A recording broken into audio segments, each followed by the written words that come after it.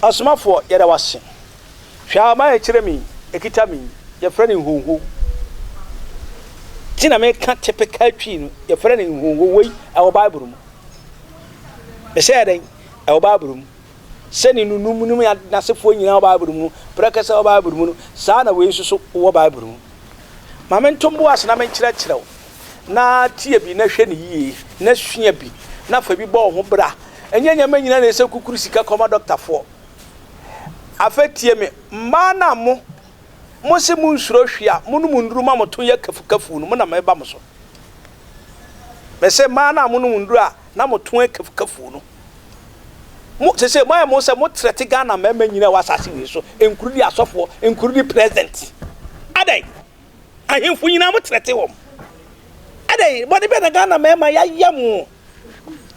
body be pa na Ghana mema ya ye Ghana ma mudi ewu a esense mo mfa se kanto mema minim nso mudi ewu mudi mema ni bi ewu papa no nyame di fo aba sunsun mo bofo menie hwade aduru na onum a otu dududu utu sebe otu adudu sebe aburu sebe nyando sebe kronto na nanu penfo mo tie mo fa chebe utu ma adudu no wadwen se wokotodwe be ya wo ya Odofo temi wadwen se wokotodwe ebe ya wo ya ekura ne da so no emu be totoro otunu wait ni nti ebe ma kura na butu kotodwe se ebe ya totoro ama fa wonante a wontumi nyina ho so adai etunu me pa cha wodi turu ba na so de yedan enda be hia brewa ne tukafu wo be hia brewa ne nufu dududu wo be hia ketesia ne tukafu wo be hia kokura ne tudududu adai mudi yewu na so mo to yare yade amamo ho no di focus ntwe betimi abo asasa yare yi o kase ne awurade o osomfo so ntumi yete ayi ne master tino di fo me ba me to sebe am de aburu ne kan bi company fo tie me oboafo ne awurade wate ma me mwa obi bia wo hwe me awo otu akati na num senya na akira wo kotwetwe wo yam de gu tunu me pa chawo wo cross 40 years a wo beto yade ya e de ama wo nipadua na no na wa hwe ya wo nipadua mu ba hyehyew wo ha na mu hyehyew ehyehyehyew se ne ya mekodi agu nipadua mu so wa nwene ho wo koto tutunra wo koto nufutunra e na ade nam na ade trete mema e na wodi di mema awu obi kitaka na hwe so na de akwese gote na asere no wo bi za ho ofe wo ho cross 30 to 40 na me kana wo so nipadua mu hyehyew wo se na me da me na me ho hyehye me eto aduro na akoto no mo ya nsunsu so so no spiritually onyame de akere me ntina me de aba e ba tie onipa bia wo hwe me na wo tie me no e ba cho inhoho we inhoho a onipa duam hyehye wo no me ba cho tie me ba cho fagu blendem wo horo ho hwe enini inhoho we ye frɛ no honho me bra sankra ha bi nia me nante ya na so mkonya asema betra se a me be ka ho asema kyerɛ wo inhoho yi me ba cho wo horo ho fagu blendem pedodo na sone brande na sone so me ba cho fa frɛ wo me se fa frɛ den e wo anapa bia no matre baako awi atre baako anwumna atre baako me pa cho sa ukotodwe na mu yare ya begina mo wa dudu a untimi ntia wo na so nyina tata se ne opemfo no me pa cho ni nyina betwe na woni padua no eso ate na ho ato mo amukotwe mafuru edigu mutum no ohawe wo ho no e na meboa wo e de ase de abeboa wo abedom ho abehye nyankopon ne onyam na ho ato onyam ne Messiah osuru di mafo osuru asase so ni nyina ye ne dia e ba jotie me obi so di fo na wo kura wo ye ni paban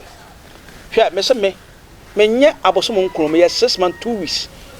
na ye wo me na me premature na nkubeta ni ho ye wo me tu adwa ye achi me se da kro me de life history be ba na ho bedwuru nti ya na me kire ha ya wonte ase onyame ni ba bia fo obi pie no de be ye na de ye nti wo so ne wabedu ba bia metie me kire wo fa na fa boa wo ma fa bo obi fa na fa hye nyame ye no nyam oba hwade onye ma na ase no onye ma na afiri yoko no oba jotie me so paso mo jana efufuru na asan fa afuru no pa jope huhu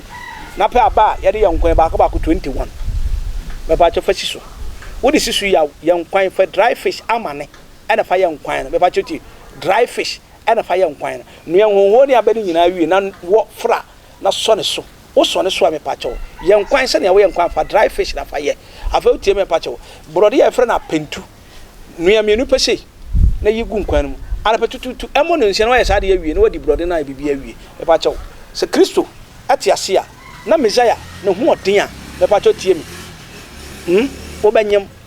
awo afa ho afa oba na me pacho obi a wotie me wo hwɛ me obi se papa sango ho aka mini mahabanko because enini ayaw bebre yanya kase ne riaba ayaw bebre na me pacho tie nie so di for me trase na asem na atenase so di for me trase a na asem na aba na monsafo odwane na monsafo ho kyere wom obi se papa me wa koma yade makoma timi bo pem na so meti na meti pa me kyese wo de tawo e hye nsuma sa de egu tirim me pacho tie me odi for me kyerade a me pe practical me mpen hihie na me mpese wo munyama ebe se ansa wa hwehwe me kyiri nti me se hwe script na se me telephone number na etwa me ba che tie me akoma yare ne tie me ye na me kyerɛw me de boaw wei obepe wei na wakope ade ne ye kurase ye digu ye bo koshika wa was aba na me kyinya na me pa minya bi eno ene habawi me se eno ne den habawi me pa cho to bo ase na yam yam mani fine sone su nyina e ba jo tie me sone so to bo ase na den na sone so o sone so wi a e ba jo tie yenko su ya yedie bo na yiyo kuritum na fakat fudam wo wi a bomode se obenum glass anapa glass awia glass anwumir glass sa koma yare na e de ama wa ninti wo de doctor hospital ho kwan wanya folder e mane ya wo de wanya folder sister jana ye sabe nkura sesam ena manka ko humi doctor no a ena manka ko humi doctor no ma meduro na me sabe ha na koma yare na ba me pa cho jana en kwasem me se dai jana en kwasem o folder pefu asase so abai wudu sika nyina agi folder in the hospital ena doctor for so the pen paper aju sika di yesterday odi for me trans ya fa me nsam ni bi na fa ya adwuma wate odi a umfa nyina pa fa kakra me kire wi wona me ne okasa osomfo ne den ene ne obra ne ho ase kire me ba kwan mu a me de ahobra seri obuo ne ani diire ma me sese obedi obi atam ne de to wase Kristo ena odi na basa kase ebe ya adwuma onyankopon sunsum ne tumi ni abasayi adom no onyankopon no hwe o mmamra so da ye pawate afodi fa kwese ntwe ho na se Yesu Kristo ne ne onyam pia won se nature e won faso nature e ye ndepa enwo na me da so ato aso no me mpesa wo hu nyame ne onyam hwade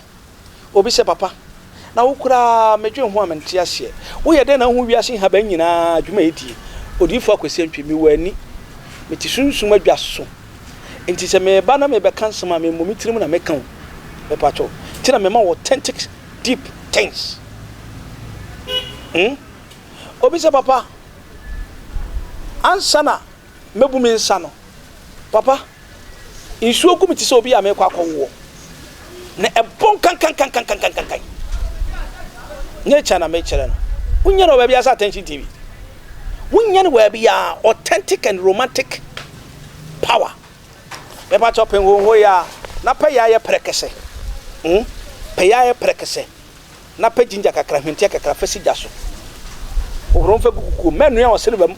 fa gugu mu horon uwi ya me pa cho to bo ase to bo ase me se dey to bo ase na hwie glass na no e pa cho trance na before sa aka na otwe abebu nsa no a nsu fini gu no wa starting no maame me pa cho hu sa problem we bi mu ate me kire wo no ohu bedwiru me kire wo no wo be fisa akoda midi me kire wo no me fa kwadwe ni agoro me pa cho se me po bit na dwe adi agoro nka me ma e ofie me de wadwe medi agoro nka me ka totofia na me ya hye matade me na biasie me se wa betimi aka tofi ko kita na me de ama orofo ade eye wasasi se yade beto odi padua na yade ebe se woni padua na unya no yie na hospital na wakwa ye yi obi folder to ho me pato tim obi wa se papa me jonso a na kam ɔsɛ medwon so a na akam ɛnkam sɛn na apae mienu ada woyɛ four stick na kura four stick yɛnyɛ ne nyinaa mɛmam ah odi fa kɔsɛm pi mepɛ ɛna metumi aboa wo bɛsɛ dɛn mepɛ ɛna metumi aboa wo mɛpa kyɛ tie me wei ɛnkyi hwee mesɛ dɛn ɛnkyi hwee na mu ade akyi ne sɛ ɔba a wabu ne nsa nte kiri o ɔba a wabu ne nsa ɛnte nti sɛ ofisi wabu nsa apa bere wabi a n'ani afi a wafiri bra yom na nkɔte mfa mbrɛ wo nhonho asɛm na mekan mɛpa kyɛ tie me ɔsɛ papa na me dwon so a na mbɛ ma mu hyehyɛ me na me gye me ho anye mɛpa kyɛ tie me kyemie adeɛ baako pa wo difo maka sɛ memfa deɛ ni hɔ mmerɛw mede ne ɛwɔ hɔ ana mede brɛw nhonho asɛm a yɛkan yɛka yɛnwie da we enyini wobɛkɔ no yɛnyin aba bi wɔ mfimfin aba ɛwɔ soro a wosina ne si ya ne flower bɛpa kyɛw tie mi to obo asfa gu wanum na pɛ adwe to so na de we unwi a bɛpa kyɛw tie pekube mu nsuo nom ɛka ho yɛ saa de we nansa ɛkɔ nanan bɛpa kyɛw onipadua ni nyinaa sɛ na odwun so mu pa mi nti sɛ akɔrɛ no ɛkɔ onya baabi aso di fa kɔsɛn